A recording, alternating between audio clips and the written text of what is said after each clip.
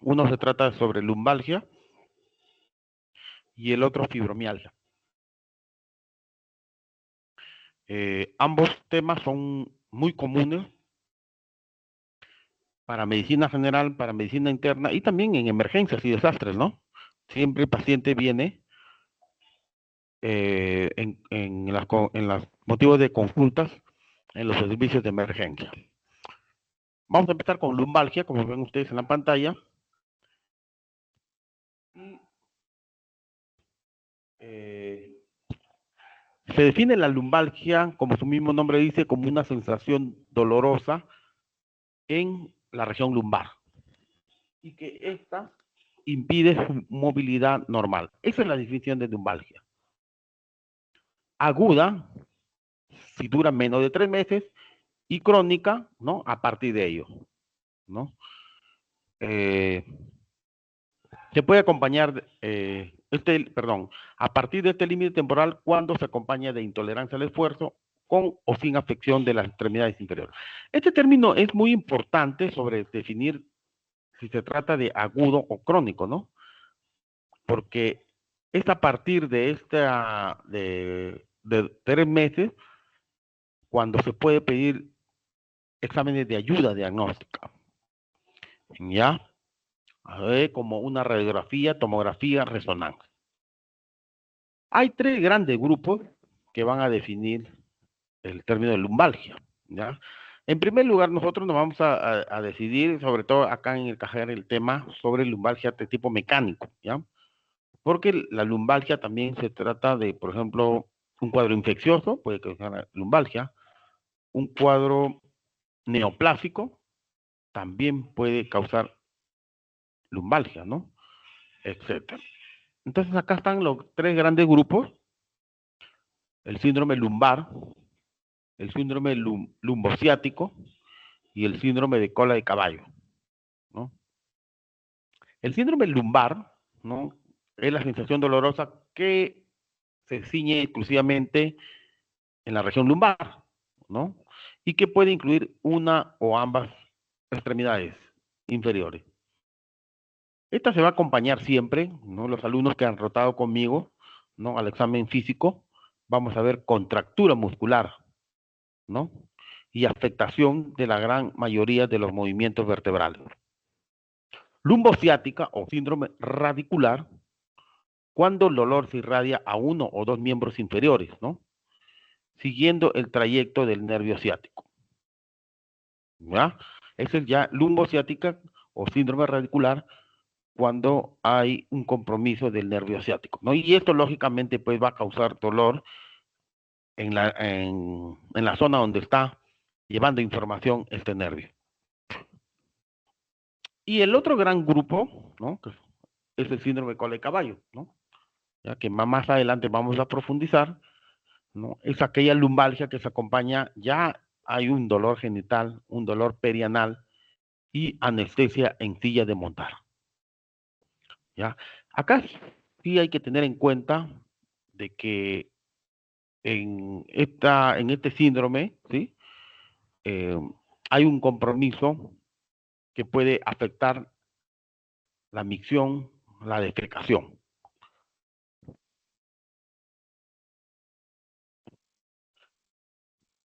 Dije que la lumbalgia es una patología muy común, ¿no? Miren ahí, 15-20% de la población, ¿no? ¿no? Presenta un dolor lumbar, ¿no? Inclusive 50% en aquellos que tienen una actividad laboral, ¿no? 1-2% que se presenta como ciática, y se acepta que un 60-80% de las personas tendrá al menos un episodio de lumbalgia en su vida, ¿no? Que será de ciática en el 40% de los casos.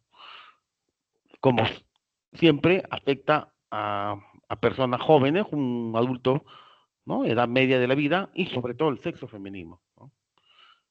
Hay que aceptar también acá en una gran parte de la población la obesidad es una de las principales causas de lumbalgia, ¿no? ¿No? Los motivos de consulta, ¿no? Dolor lumbar. Nosotros vemos que estos pacientes medimos el índice de masa corporal, están en sobrepeso u obesidad, ¿no? Obesidad. Acerca de los pacientes o adolescentes, ¿no? Jóvenes, las personas jóvenes, el 30% ha padecido al menos un episodio de lumbalgia, pero es más frecuente que esta presentación va a oscilar entre los 20 o 40 años de edad, ¿no? Y la asiática, 35 a 50 años. ¿Cómo se explica esto, no? Se dice que los discos intervertebrales es más resistente en estas personas, ¿no? ¿Por qué? Porque está más hidratado, ¿no? Está más hidratado, ¿no? ¿No? Que la persona de mayor edad, que siendo difícil su lesión, ¿no? En el supuesto caso de que hubiera una lesión, ¿no? Una lesión. Sí, es cierto, la lumbalgia lamentablemente es causa de descanso médico, ¿no? ¿No? En muchas, sobre todo en los trabajadores, ¿no?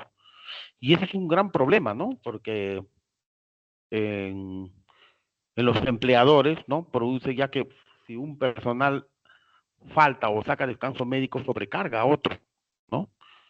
¿No? ¿No? Y ese es un gran problema, ¿no? Se relaciona con incapacidad laboral por lumbalgia, con la insatisfacción laboral, el tipo de trabajo, ¿no? Hay trabajos más forzados que otros, ¿no? ¿No? El lugar de trabajo y el ambiente laboral, ¿no? Los trastornos psicológicos se han identificado como causa de cronificación de lumbalgia, ¿no? La ansiedad, la depresión, ¿no? Están asociados a lumbalgia. Y se encuentra un 70-80% de los pacientes con lumbalgia crónica, ¿no? Destacan estos, ¿cuáles son estos trastornos? Depresión, ansiedad, trastorno de personalidad, etcétera. Muy bien. La etiología, desconocemos la etiología en la gran mayoría de parte de los casos de lumbar, pero se va, como su mismo nombre dice, en la zona lumbar, donde específicamente lumbar 4, lumbar 5, sacra 1, ¿no? Y esto se debe a que son los cementos sometidos a mayor movilidad y presión, ¿no? Un caso, o un obeso, por ejemplo, ¿no? ¿No? Son aquellos donde ahí hay mayor movilidad y presión. Se añade que la lordosis lumbar conlleva angulación de los discos, ¿no? Que el ligamento vertebral posterior es más estrecho y que los movimientos de torsión afecten especialmente a estos discos lumbares y lo que explicaría la mayor susceptibilidad de la región anatómica a sufrir un síndrome doloroso, ¿no? ¿No? Una lordosis lumbar, ¿no? La clásica de las embarazadas, ¿no?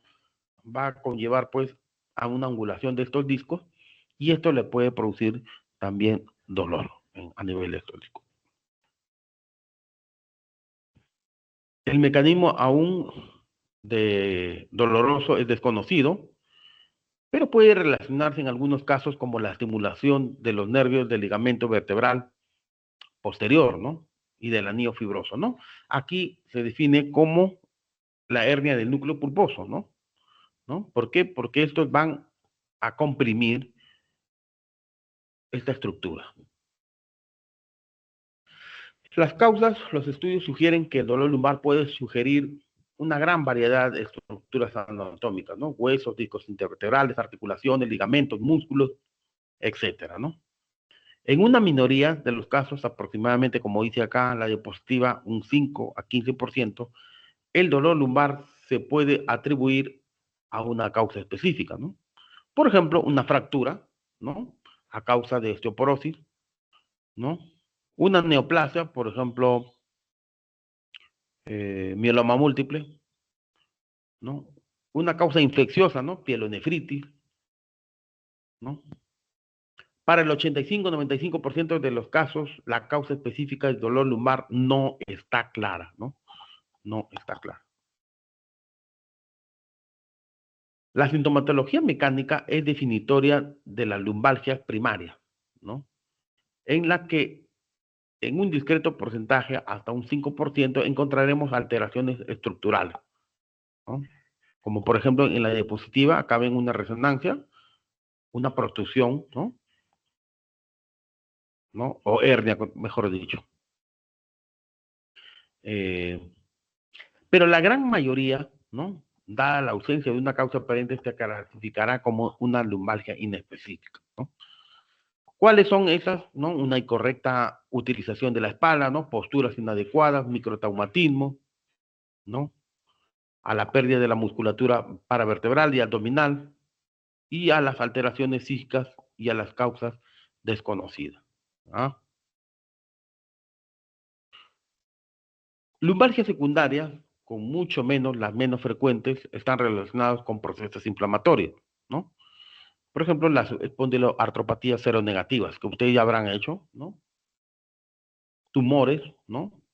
¿No? Primarios, ¿no? O metastásicos, ¿no? Por ejemplo, cáncer de próstata, ¿no? También, ¿no? Pueden producir lumbalgia, ¿no? Infecciosas o patologías metabólicas. Miren, en esta diapositiva, las causas, ¿no? Mecánicas, inflamatorias, neoplásticas, metabólicas, infecciosas, de lumbalgia, ¿no? Entonces ahí tenemos, ¿no? Prolapsos, por ejemplo, en mecánicas, prolapsos del disco intervertebral, ¿no? Ahí tenemos la, que es muy frecuente, estenosis vertebral, ¿no? Que es muy frecuente en los ancianos, ¿no? ¿No? Estos pacientes se quejan un dolor lumbar, pero que les produce a ellos parestesias, ¿no? O radiculopatía, que es lo que lo llaman, ¿no? En los miembros inferiores, ¿no? Malformaciones congénitas tenemos espina bífida, sobrecarga funcional como dismetrías pélvicas, etcétera, ¿no? Y así, un gran número de inflamatorios, miren, inclusive acá artritis reumatoide, ¿no? Neoplasias, tumores vertebrales primarios o secundarios, metabólicas, osteoporosis, ¿no? Etcétera. Esta es la diferencia entre un dolor inflamatorio y un dolor mecánico, ¿no? Eh, las características de un dolor inflamatorio se encuentran, por ejemplo, la etiología más común, una enfermedad inflamatoria o una enfermedad infecciosa, ¿no? En cambio, el dolor mecánico, en este caso, por ejemplo, una lumbalgia por una espondiloartrosis, ¿no? Acá sería, ¿no? Una espondiloartrosis. La actividad física suele mejorar en el dolor inflamatorio. En cambio, en una espondiloartrosis, la actividad física va a empeorar la sintomatología, ¿no? El reposo suele empeorar los síntomas, en cambio, en una espondiloartrosis, ¿no? Un dolor tipo mecánico, van a mejorar los síntomas al reposo, ¿no? Vamos avanzando. Esta es una estructura de una vértebra en la cual está acompañado por sus ligamentos. Acá también vamos a ver que está siempre un dolor lumbar, como les dije en las primeras diapositivas, el paciente viene cuando hacemos el de contracturas musculares. Y esto se debe a que la inervación, ¿no? De estos músculos se comunican entre ellos, ¿no? ¿No? Los nervios que llevan información de dolor están en conjunto, ¿no? Y es por eso que el paciente se queja de dolor en todas estas zonas, ¿no? Acá vamos a ver las estructuras de nivel L4, L5, articulaciones facetarias, musculatura, etc. Este es el famoso test de Schober. A ver, vamos a ver, ¿quién le preguntamos? ¿Qué alumnos están acá? Ya han hecho. A ver, Álvaro Pineda, ¿está? No. Álvaro Pineda, ¿está? No está. A ver, entonces vamos con. A ver, Carla Guamán.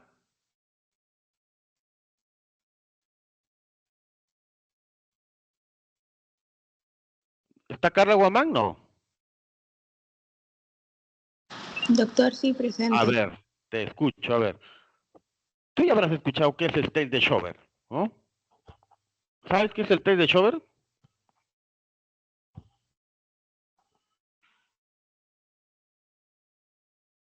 Es la evaluación física que se utiliza para poder medir la flexión que hay en la columna lumbar. ¿Para medir qué? La flexión de la columna lumbar. Ya, muy bien. ¿Para qué enfermedad se toma? Es útil, mejor dicho, el test de Schober.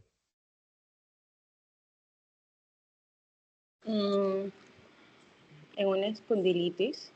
Ah, sí, es espondilitis. ¿No han hecho clase con el doctor Félix Sánchez todavía? No. Ya hicieron, ¿ah? Miren, chicos. Ahí está, ve. Espondilitis anquilosante, ¿no? Miren, el paciente, pues, al test de Schober positivo, es cuando el paciente ya no puede flexionar, ¿no? ¿No? Como vemos en la cara positiva, ¿no? Ustedes trazan una línea horizontal a nivel de las espinas ilíacas, ¿no? Trazamos una línea y medimos 5 centímetros ya hacia, perdón, 5 centímetros hacia adelante, hacia atrás y hacia adelante, ¿no? Si el paciente logra flexionar más de esos 15 centímetros, es normal, pero si no lo logra, es un test de Schober positivo, ¿no? Y esto se debe a que el paciente, aquí como por ejemplo ven en la espondilitis anquilosante, hay fusión de las vértebras, ¿no? Es decir, ya no puede flexionar, como por ejemplo en esta vértebras normales, ¿no? Vértebras normales, ¿no? Muy bien. Otro examen muy importante es la prueba de la SEGE, ¿no? La prueba de la SEGE, que se trata de una comprensión radicular, ¿no? Y es muy útil para descartar hernia del núcleo pulposo, ¿no? Miren acá en esta letra chiquita que dice el núcleo de la ciática, el dolor de la ciática tiene un alto valor predictivo positivo, ¿no? De comprensión radicular y de hernia discal. Y el signo de la SEGE es altamente específico, ¿no?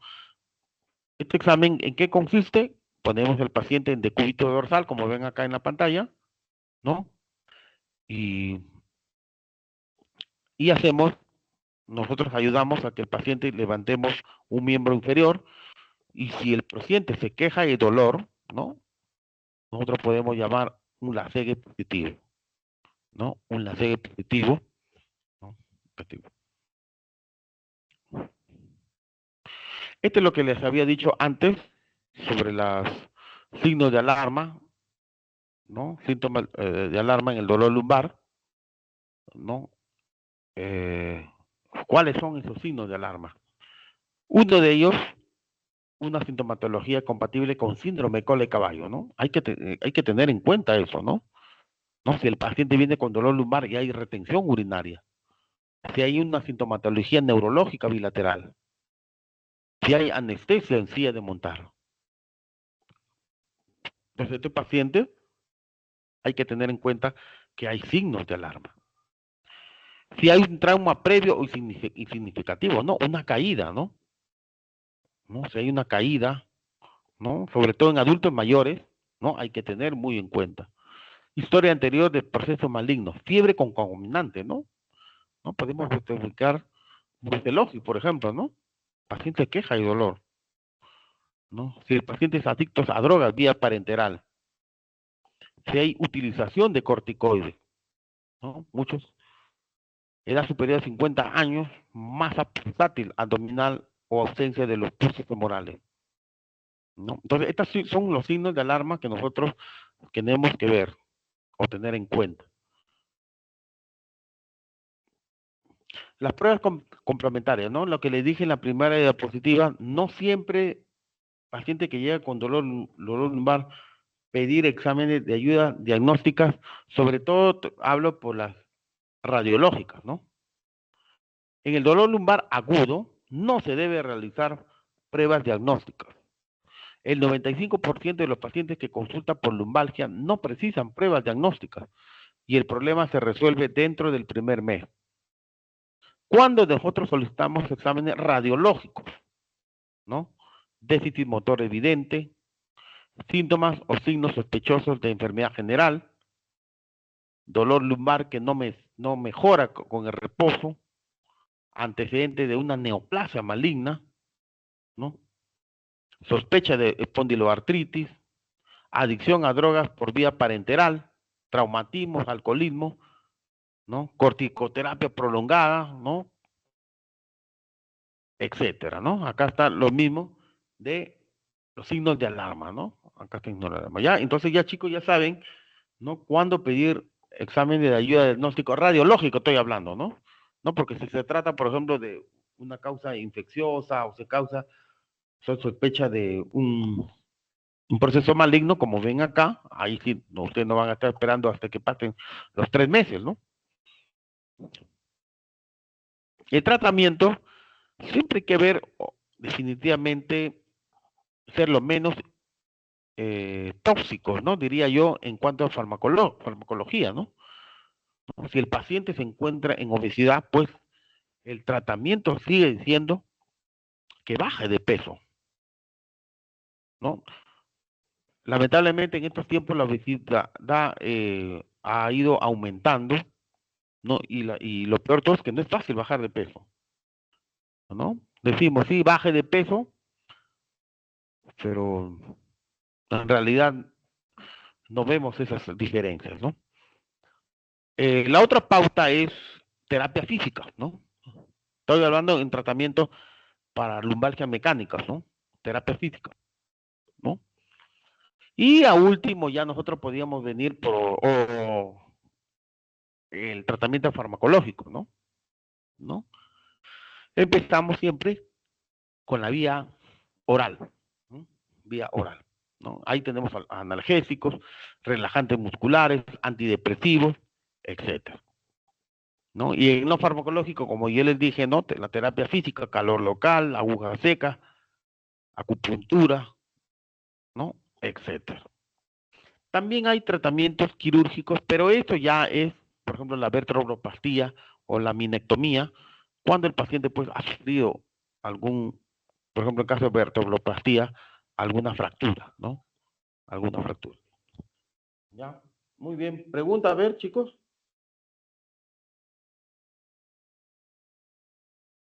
Listo. Entonces, vamos a empezar con otro tema que es fibromialgia. A ver, acá está.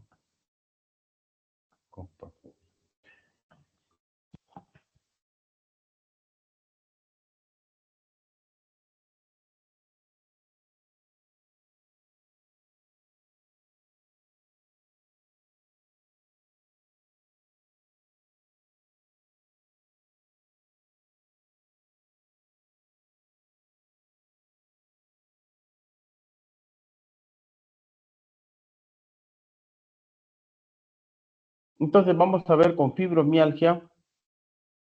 Es una patología también muy frecuente, ¿no?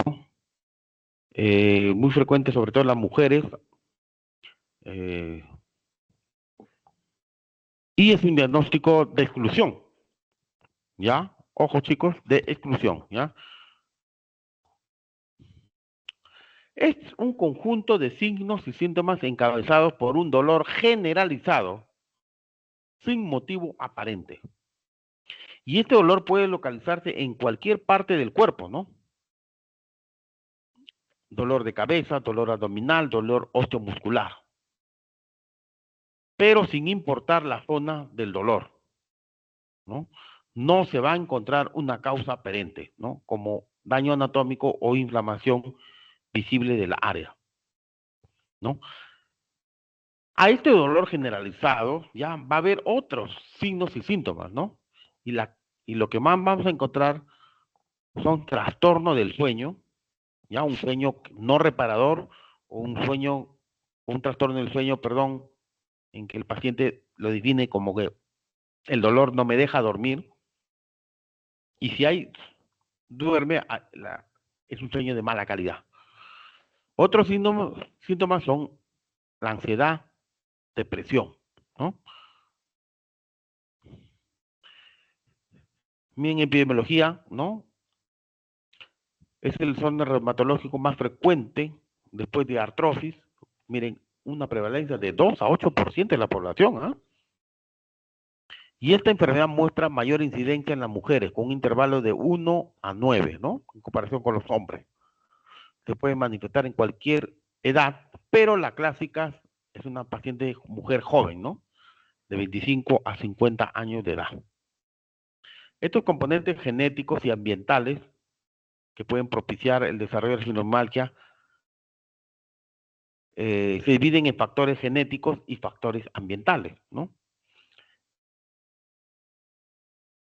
Se dice que hay una predisposición genética en pacientes que tienen 8 veces mayor, ¿no? En familiares directos de un paciente con esta patología, ¿no? Se ha descrito polimorfismo, ¿no? En el gen catecol o metil transferasa, ¿no? Existiendo así un déficit de degradación de las catecolaminas. O sea, hay una profusión genética en ellos. Otro, y esto está demostrado, es el factor ambiental, ¿no? ¿No? Se ha observado que estos pacientes en su niñez han tenido conflictos familiares, limitación económica, socialización inadecuada, abuso infantil, ¿no? La fibromialgia se presenta con mayor frecuencia. El dolor crónico se ha descrito como posible factor del desarrollo de fibromialgia, ¿no? No, casi la misma patología o la que parte del colon irritable, ¿no? Es un paciente con se describe como una hiperalgesia, ¿no? ¿No? Ya que ante dicho dolor habrá una sensibilización de las fibras ascendentes, ¿no? Como ven ustedes acá, llevan información en este caso el músculo, ¿no? Llega a la médula espinal y lleva información hacia el cerebro o a la corteza cerebral, el tálamo, por los haces espinotalámicos, ¿no? Haces espinotalámicos. Bueno, este es bien el dolor, la fisiopatología. La fibromialgia es una patología que engloba múltiples factores asociados a su fisiopatología, ¿no? ¿No? Desencadena infecciones, ¿no? Estrés, obesidad, depresión. Y si bien hay factores que son marcadamente objetivos en el desencadenamiento de la enfermedad como centralización del dolor, hay otros en los que existen discrepancias sobre su influencia como un factor desencadenante, ¿no? Bueno, genética, ya les dije, ¿no? Hay pacientes evidenciados que hay pacientes que tienen un familiar en primer grado con esta patología, tienen 8 veces más de desarrollar fibromialgia. Los factores estresantes también, cuadros infecciosos también están relacionados, ¿no? Con el desarrollo de fibromialgia, ¿no? Bueno, esto es un poquito sobre la centralización del dolor, ¿no? Lo que les había dicho más antes, estos pacientes muestran una hiperalgesia, ¿no? Una sensibilidad hiperalgesia, ¿no? Frente a cualquier estímulo, ¿no? Mecánico, térmico o eléctrico, ¿no? El dolor generalizado central ocurre por una lesión constante y repetida en las fibras nociceptivas periféricas, cuyo núcleo y relevo neuronal se encuentran desde la médula hasta el dorsal, ¿no? Generando así poco a poco un dolor generalizado por la facilitación de vías nerviosas, ¿no? A nivel cerebral se ha detectado una disminución en el funcionamiento talámico, ¿no? Así como cambios morfológicos en el giro temporal derecho, tálamo posterior izquierdo y aumento de la sustancia gris. Muy bien, chicos, vamos empezando. Eh, la fibromialgia, esto que está demostrado, está alterado. Hay una alteración en estos pacientes, el mecanismo de amortiguación descendente, ¿no? Mediante el cual se modula la respuesta del dolor, ¿no? Este mecanismo está inhibido, ¿no?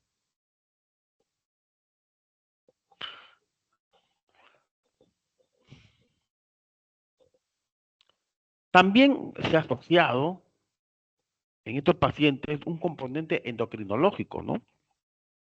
Como ustedes saben, la, la hormona del estrés, ¿no? Es el cortisol, ¿no? ¿No? Y en ellos se va a ver en estos pacientes, hay alteraciones en este eje, hipotálamo, hipófisis suprarrenal, ¿no? Con un exceso de cortisol y fluctuaciones durante el día. En pacientes con fibromialgia se ha evidenciado que la capacidad de vasoconstricción y microcirculatoria se ve reducida, ¿no? Entonces, sí, bueno, de los pacientes que yo he tenido con fibromialgia, pues le mido la presión, ¿no? Y se encuentran con unas presiones de 90, 60, 100, 60, 80, 60, ¿no? Y también se ha detectado, bueno, alteración de sueños y está demostrado algunas anomalías cardíacas, ¿no? Arritmias cardíacas, ¿no? Datos clínicos de fibromialgia, ¿no? Fibromialgia, dolor generalizado, fatiga, sueño de mala calidad, dolor de cabeza, ansiedad, depresión, etcétera, ¿no? El síndrome cardinal de la enfermedad es el dolor, ¿no? Es un tipo de dolor muscular profundo, intenso, palpitante, quemante y persistente, ¿no? Que afecta toda la economía corporal. Este síntoma puede ser progresivo y se desarrolla lentamente a lo largo de los años. Desorden del sueño está demostrado, ¿no? Estos pacientes, miren, hasta un 90% de los pacientes con fibromialgia tienen desorden del sueño. Es un sueño lo definen como mala calidad, ¿no? ¿No? Que el dolor no los deja dormir, ¿no? O la mala calidad del sueño les provoca también dolor, ¿no? Dificultades cognitivas, sí, estos pacientes llegan, ¿no? Un 50-90% de los pacientes con esta patología presentan dificultades cognitivas, ¿no? Doctor, toque me olvido, ¿no? Problemas de memoria, dificultades de lenguaje, déficit de atención, ¿no? Etcétera. Síntomas neurológicos, que es lo que más los pacientes, ¿no? Requieren, doctor, o asisten al servicio de neurología, ¿no?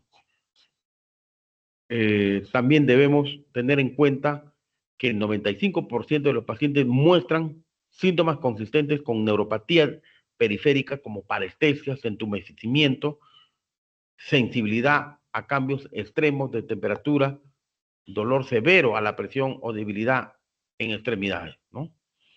¿No? ¿Cuáles son esas anormalidades o síntomas neurológicos, ¿no? Hipoestesia, dolor neuropático, ¿no? Dolor radicular, ¿no? Etcétera, ¿no? ¿No? Incremento de la latencia de los reflejos de Hoffman, etcétera. El diagnóstico, ¿no? Para muchos médicos, el diagnóstico de fibromialgia es de causa de incertidumbre, ¿no? No es como diabetes mellitus, que acá hay criterios para diabetes mellitus, ¿no? O artritis reumatoide, ¿no? ¿Cuáles son los criterios diagnósticos, ¿no? Acá no, es un diagnóstico de exclusión. No hay un algoritmo específico y lo que, como dice acá la diapositiva, lo que más desconcierta es cómo completar la evaluación, ¿no? ¿Por qué? Porque hay un montón de enfermedades, ¿no? Como para descartar todo lo demás. Entonces acá vemos los criterios de clasificación, ¿no? Eh, los criterios diagnósticos, ¿no? Estos son los criterios antiguos, ¿no? ¿No? El paciente primero tiene un dolor difuso, ¿no? De por lo menos 3 meses de duración. Y lo otro, la presencia de 11 de los 18 puntos sensibles, o los denominados puntos de gatillo, ¿no? Se trata de presionar, ¿no? Al paciente. Bueno, los alumnos que han tratado conmigo han visto, ¿no? Con una fuerza aproximadamente de 4 kilos, ¿no? Y para que el punto sea considerado positivo, el paciente debe señalar que la palpación fue dolorosa, ¿no? Ahí están los puntos, ¿no? Occipucio, cervical bajo, trapecio, supraespinoso, segunda costilla, epicóndilo lateral, glúteo, trocante mayor, rodilla, ¿no? Ahora, estos son los nuevos criterios del año 2010, ¿no? Muy parecido al anterior, pero agrega unas escalas, ¿no? Como ustedes van a ver acá, unas, ¿no? El primero, un índice de dolor generalizado mayor de 7 y una puntuación en la escala de gravedad de síntomas mayor de 5. O si no, este índice de dolor generalizado que oscila entre 3 a 6 y la puntuación de la gravedad de los síntomas mayor o igual que 9, ¿no? Que vamos a verlo más adelante. Los síntomas han estado presentes en un nivel similar durante al menos 3 meses, ¿no? Lo mismo que la diapositiva anterior, y el paciente no tiene definitivamente un trastorno que de otra manera va a explicar el dolor, ¿no? Estamos viendo índice de dolor generalizado, ¿no? Acá estamos viendo eh, zonas donde el paciente se puede quejar de dolor, ¿no? Miren estas zonas, ¿no? Cintura, brazos, nalgas, piernas, abdomen, cuello, y nosotros podemos considerar, de acuerdo al número de áreas, que vamos a encontrar una puntuación. Seguimos ¿no? Fatiga, sueño no reparador, trastornos cognitivos, ¿no? Entonces, aquí vamos a ver el índice de la gravedad de los síntomas, ¿no? ¿No? Miren estos parámetros de fatiga, sueño no reparador y trastornos cognitivos. Y la segunda parte de los índice de gravedad de los síntomas es la siguiente, ¿no? ¿No? Dolor muscular, miren, una gran serie de áreas, ¿no? O también síntomas, ¿no? Como por ejemplo, vamos a ver, ¿no? Boca seca, diarrea, ansiedad, dolor torácico, vómitos, náuseas, etcétera. Entonces aquí nosotros tenemos que ver una puntuación, ¿no? Entre ellos, ¿no? Y pues vamos a repetir lo mismo, lo que había dicho, un paciente cumple los criterios diagnósticos de fibromialgia si están presentes las siguientes condiciones, ¿no? Un índice de dolor generalizado igual o mayor de 7 y un índice de gravedad de los síntomas igual o mayor de 5. O si no, el índice de dolor generalizado que oscila entre 3 a 6 y la gravedad de los síntomas igual o mayor que 9, ¿no? ¿No? Que ya hemos visto en la diapositiva. Los síntomas han estado presentes en un nivel similar durante al menos últimos 3 meses y otra vez repito, no existe una patología que va a explicar ese dolor, una otra enfermedad, ¿no? ¿No? A la exploración física, ¿no? Vamos a encontrar que hay al menos 11 puntos dolorosos, ¿no? Los famosos puntos de gatillo, los cuales se generan a través de una presión digital ligera que va a desencadenar el dolor. Nuevamente aquí, los puntos dolorosos. No hay una prueba de laboratorio que sean obligatorios para realizar el diagnóstico, ¿no? Pero nosotros tenemos que a veces, sobre todo si va el paciente que en la primera consulta, ¿no? Tenemos que descartar, ¿no? Otras enfermedades, ¿no? ¿No? Hipotiroidismo, diabetes mellitus, ¿no? Tenemos que descartar, no vamos, ¿no? Descartar. Puede utilizarse también métodos de imágenes, ¿no? Auxiliares, como resonancia magnética, que va a revelar disminución de la sustancia gris. Y si nosotros hacemos análisis de líquido cefalorraquídeo, vamos a encontrar grandes cantidades de glutamato, ¿no? Etcétera. La frustración del paciente, porque es un paciente que se ha ido por múltiples servicios o especialidades y no ha encontrado una solución. Más lo variado de los síntomas que ustedes han visto y la falta de pruebas diagnósticas hacen que el padecimiento sea todo un reto para el médico. Incluso a veces el diagnóstico se retrasa hasta 2 años en promedio, ¿no? El tratamiento de la fibromialgia, chicos, no hay cura. ¿Ya? La mayoría en su tratamiento son paliativos. ¿Ya? Por eso debe realizarse una evaluación multidisciplinaria para así lograr el objetivo que es disminuir el dolor, ¿no? Mejorar el sueño, restaurar el estado físico, ¿no? La fibromialgia, el tratamiento debe ser completo y se compone tanto de terapia farmacológica como no farmacológica, ¿no? Es importante inculcar la educación en el paciente, ¿no? Explicar al paciente su patología, ¿no? ¿No? Si está asociado a ansiedad, depresión, pues el paciente debe ir por psicología, ¿no? Ir por psicología. La terapia no farmacológica se ha observado que las conductas que tienen la reproducción positiva, ¿no? Son sobre la educación, ¿no? El conocimiento de su enfermedad, ¿no? Se ha observado que la terapia conductual y hacer ejercicio superan a la terapia farmacológica y en la recuperación de la función física, ¿no? En estos pacientes, por ejemplo, se ha dicho que los aeróbicos, ¿no? Mejoran la gran mayoría de síntomas, pero un aeróbicos, pues, de manera leve, suave, diría yo. No irse al gimnasio a hacer ejercicios forzados, ¿no? Porque más bien en estos pacientes puede que desencadena o empeore la sintomatología del dolor, ¿no? Uno de estos defectos, ¿no? Es falta de apego. Y lógicamente que estos pacientes, como se trata de pacientes mujeres jóvenes, en trabajo no tienen tiempo, ¿no? Eso te requiere.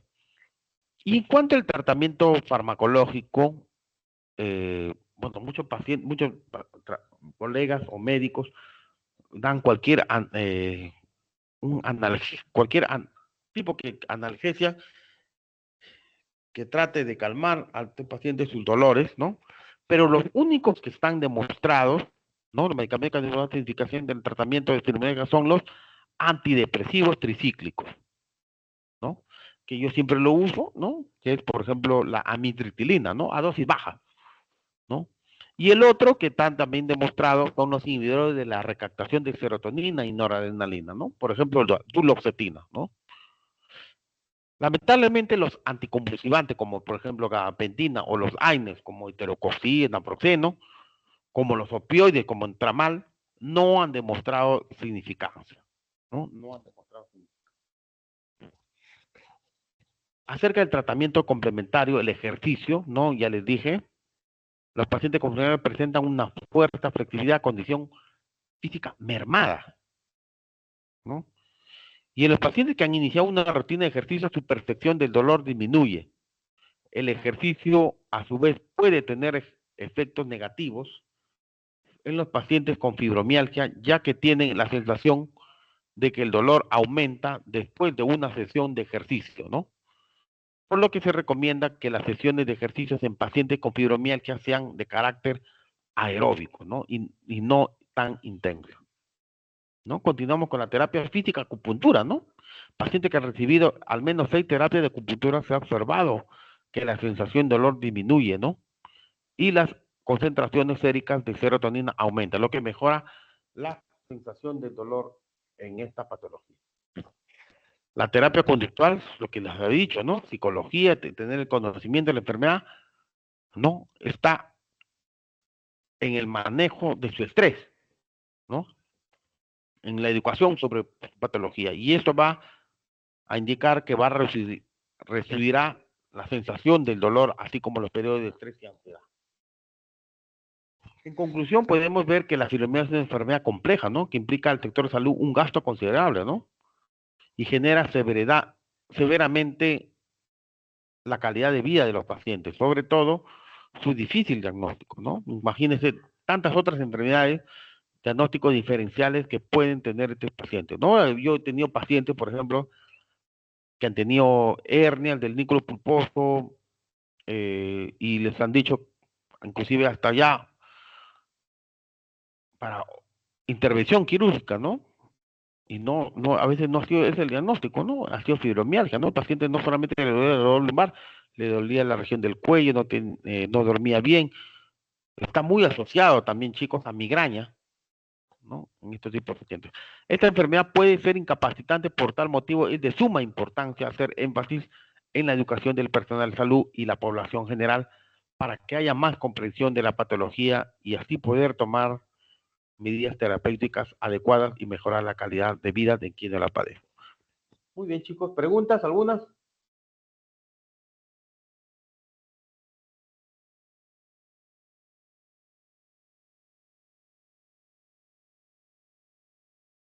Bueno, si no hay preguntas, los dejo, ya, las diapositivas los paso a la delegada, ¿no? Muy bien. Gracias, doctor. Listo.